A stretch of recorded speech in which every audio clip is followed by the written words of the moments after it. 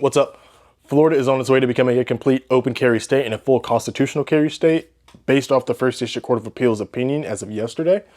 So in the First District Court of Appeals, they deemed that the 790.053 ban on open carry is unconstitutional if it is held against the Bruen standard.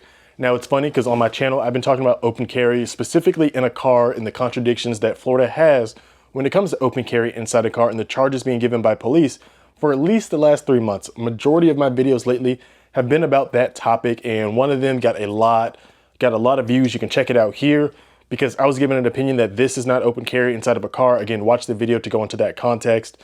But in terms of being outside of the car, it was clear as day. If the firearm is on your person, it is either being concealed or open carried, one of the way.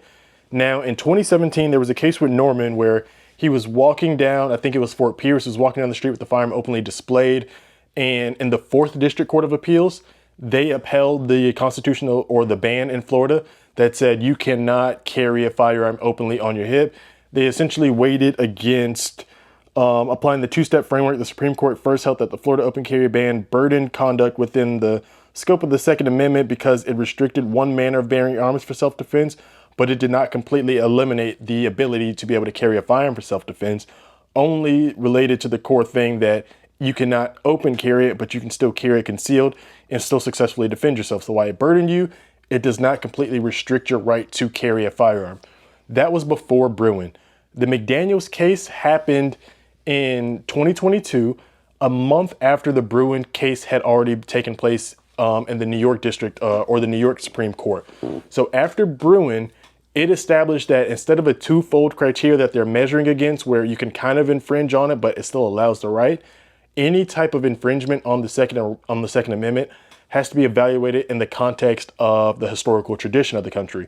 So under the Bruen framework, as of now, the Norman framework was vacated and it now has to be evaluated under Bruen. So in the First District, as of yesterday, open carry is allowed if you're in the Panhandle. If you're in any other part of Florida that is not the Panhandle, open carry is still not allowed because the Florida Supreme Court has not given their opinion on it. It is only a District Court of Appeals that has given their opinion. So it's still in a lower court tier right now. It is unknown how soon the actual Supreme Court will give their opinion on it. I assume it won't be very long, considering how much political backing and how much this is actually tried to be decided on by gun lobbyist groups already. Based off of Bruen and that evaluation, I assume the Florida Supreme Court will match the New York Supreme Court and allow open carry since the case has been brought against them. And the First District already stated that there was no valid argument that the state could give where the historical tradition of banning open carry would have been allowed in the founding time. Therefore, I'm of the opinion that it is likely the Florida Supreme Court will allow open carry. But as of now, it is still not a fully codified thing where you can just open carry in the state. All the laws that apply for concealed carry will still apply to open carry. So anything that I have talked about in my Florida carry laws, all you have to do now is change the fact that yes, you're allowed to open carry, but places that you still cannot carry, schools, federal property, major stadiums, all those things, they still apply. That's really the only thing that changes. Like when we went from mandatory permit in order to conceal carry to permitless carry, the only major thing that changed in terms of that framework was a person who can get a concealed carry permit can now conceal carry on their person. That changed. And then if you're in a car, you were allowed to put the firearm on your person. You would not be charged with concealed carry if you're 21 plus because permitless carry allows you to do so. So Florida will not suddenly just experience this spike or this unpredictability because we're now in open carry. There are about 41 other states that are open carrying. Even DC last week or earlier this week said you can open carry shotguns or rifle and they won't bring felony charges against you for doing so. It could just be a misdemeanor if the firearm isn't registered. So a lot of states are going to some form of open carry. Granted, DC did not specify a pistol. They just said a shotgun or rifle, which I think is very loose framework in terms of what they have. But let me read some of the quotes that came from one of the major judges. They specifically said, kind of just as I paraphrased it, no historical tradition supports Florida's open carry ban, but what the state may not do is extinguish the right altogether for ordinary law-abiding adult citizens. Another one says Florida open carry ban cannot be reconciled with the Constitution protections, the right to carry arms openly for self-defense.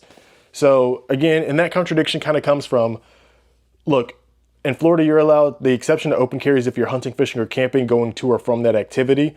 A lot of people argue in the car also counts if you're driving to hunting, fishing, or camping, or driving back from hunting, fishing, or camping, you're allowed to open carry. That exception, as is, already doesn't make sense in terms of what about these three activities suddenly make it okay to open carry, but in the normal context of life, I cannot open carry for self-defense if I needed to do so. To say that I must conceal carry in order to open carry is an infringement on the right.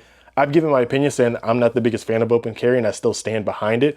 I open carry literally all year long. Every time I'm on duty as security, I am open carrying. So I do it all the time, but in my personal civilian life, I conceal carry and I will remain to do so. Even if the Supreme Court gives their opinion, I just prefer concealed carry. I think it's easier. I get a tactical advantage. My draw times is just as fast. All these I've given in other videos, which you can go and watch. But in terms of Florida and just where we're at, it's likely we're going to go open carry. Granted, like I said, none of the laws that are already on the books are going to change. I still cannot pronounce this Latin phrase right here that I'll include, but the same thing that I've been talking about in other videos, where if this new law passes, anything that contradicts the new law is the one that takes precedence. So specifically for in the car, since people have been telling me they've been getting open carry charges inside of the car, unfortunately, if you were already charged, it's going to stand because this law has not taken precedent yet. But in the future, you no longer will have to worry about an open carry charge inside of the car. So if you keep your firearm in the passenger seat, specifically your handgun, if you keep your handgun in the passenger seat, center console, glove compartment, or not the glove compartment, but in the passenger seat or in front of your seatbelt buckle, you will not have to face an open carry charge for that. If you keep it in the magnetic holster under the steering wheel, you will not face an open carry charge for that, which was very likely. So in terms of open carry, I do like this bill simply for the fact of inside of the car, it eliminates the gray area of giving somebody an unjustified open carry charge inside of the car, because I've never thought that has made sense, specifically inside of a private dwelling. On the street, obviously we will see more people carrying firearms if we go open carry. I still think all those people need to have a level 2 holster. If you don't have a level 2 holster, you don't need to be open carrying, because somebody can snatch that thing. And for all of those people that think that they just have spidey senses and they'll be able to tell, you won't. Like I've been working with guys who told me that they had a level 2, they had a GLS, which is a grip holster, and they just swore that they would be able to grab it or stop anybody from being able to grab it, and they just had those senses. They were just that confident. Granted, they had never worked in this type of environment, which was nightlife and high risk, and eventually we got into a tense situation, and it hit them that, hey, I was worried about my gun. Like I was dealing with this situation, my hands were here, and if somebody decided to do that, I might not have been able to respond because my focus and attention was directed this way. So you do need some sort of safety retention if you're going to open carry. We'll see what what regulations come with it if DeSantis adds criteria into the open carry statute, or if they just kind of do it badly like DC and just say, oh, you can open carry now, and not specify anything else. We'll see what happens.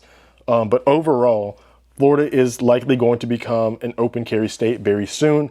I would assume by the end of the year, even though this case has already been taking place for 2 years, it was put on hold until this opinion could be decided on, and the opinion came out yesterday.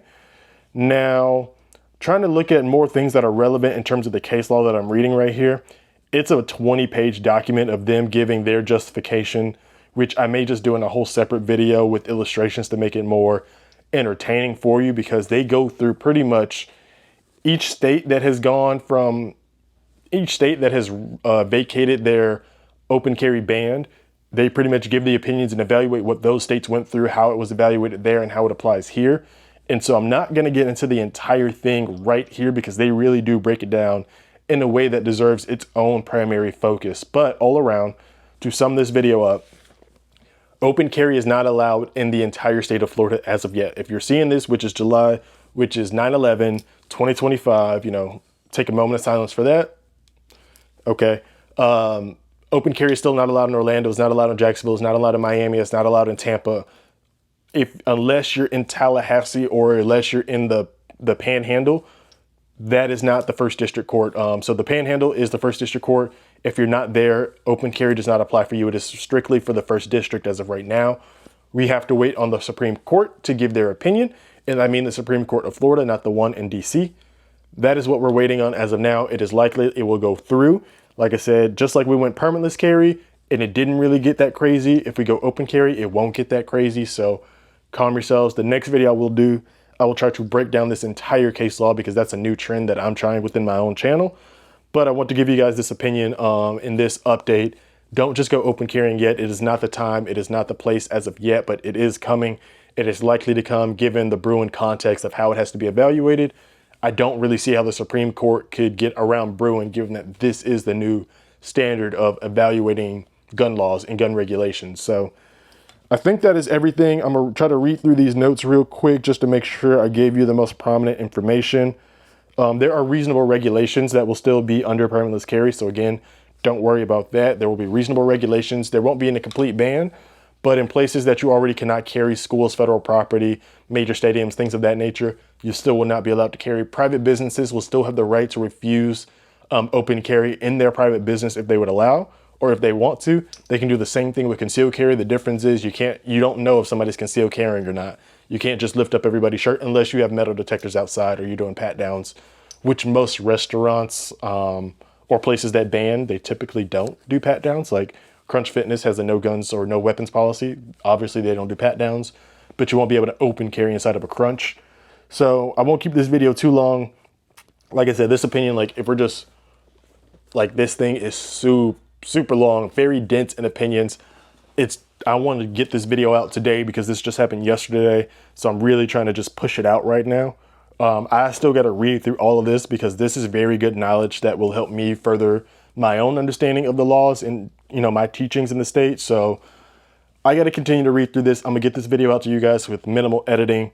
But Florida's on its way to becoming a full constitutional carry state and joining 42 other states or 41 other states roughly in open carrying. So that is the latest news, latest breaking news that just came out. It was overshadowed yesterday by Charlie Kirk.